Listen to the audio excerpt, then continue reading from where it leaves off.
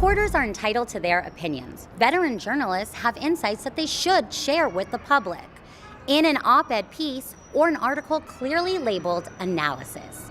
When a reporter uses his or her subjective opinion to frame a news story, we call that opinions disguised as news. That's one of Honest Reporting's 8 categories of media bias. Many foreign reporters come to Israel with a very set view of the way things should be, if not the way things are. The responsibility of the reporter becomes very, very important to create that Chinese wall between opinion and news reporting.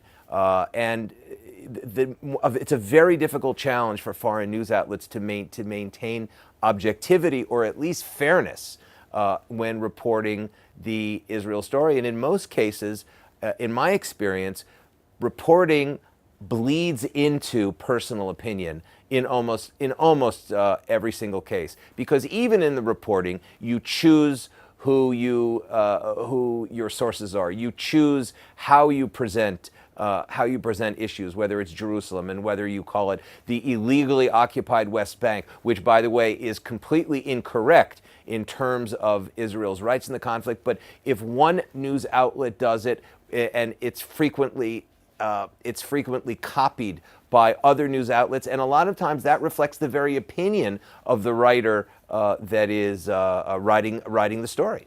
Well, I always tell my reporters at the Jerusalem Post that I don't want to hear their subjective opinions either in their stories or in person or on social media. I think there's no place for reporters' opinions in a story. Many foreign reporters come to Israel with an inbuilt bias already about how they're going to cover the story. I think in general, the world media is anti-Israel, and journalists tend to be anti-Israel too. They've kind of bought hook, line, and sinker the Palestinian narrative. If you like, more sympathetically, they take the side of the underdog. And this is a problem for us which we need to counter. Journalists are not supposed to put their opinion into their stories. We are told that objectivity is possible, and you have to do everything possible to maintain that objectivity.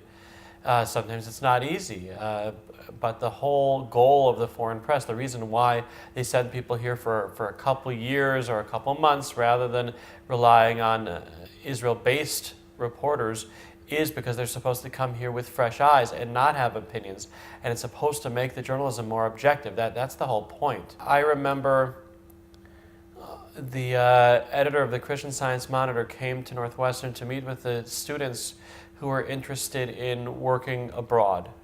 And he explained this whole thing about why they use reporters that are sent for 2-3 years and that's it.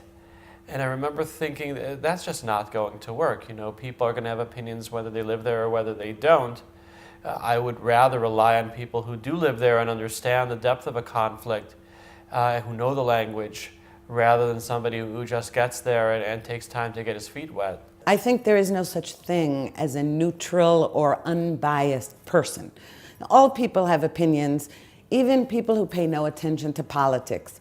People have opinions about animals, about food, about everything. Now, reporters are no different. They're human beings. They also vote. The issue is whether they can be as neutral as possible on a given story.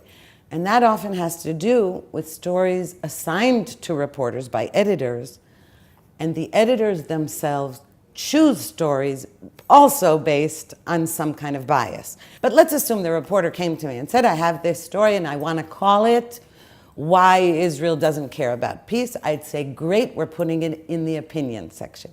It is common among reporters who think it's their job to be activists, and it is uncommon among reporters who attempt not to do that. So, for example, I have an opinion about, let's say, about a candidate, a political candidate I'm going to support or not support. And I'm supposed to write a story about the candidates. I would do it by giving equal time to each candidate, trying the best I could to present the positions of each. But if I were writing an opinion piece, I'd say, here's whom I'm supporting and why. what I would do, and I have done this in the past.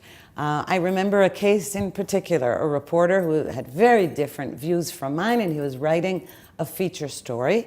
And I received the story. The story I allowed, but I received the story, and I saw that much of the text was the reporter's voice and not the interviewee's voices.